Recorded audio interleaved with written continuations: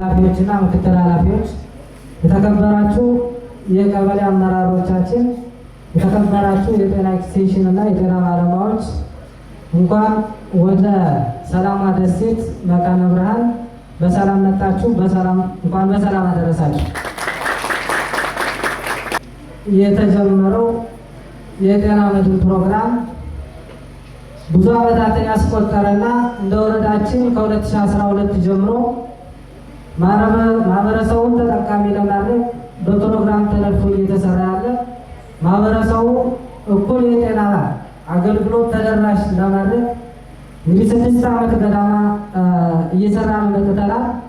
እየሰራን በመጣንባቸው ዓመታቶች ጦርነት ችግር ሳይበግረና በየዓመቱ በዞኑ ሞዴል እየሆነ ማህበረሰቡን ሲጠቀም ሲገለገል እንዲቆይ አድርገናል ማለት ነው።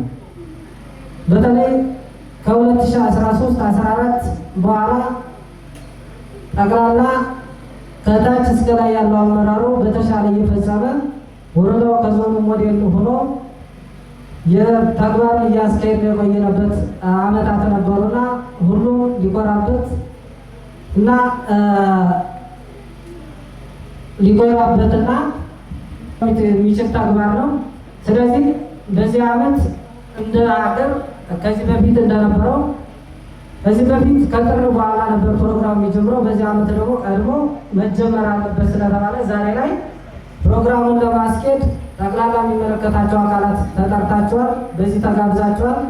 ስለዚህ የዛሬው ፕሮግራም በይፋ የሚከፍቱልን የተከበሩ አቶ ሀብታሙ ኃይሉን ወደ መድረክ እንድትጋብዙልኝ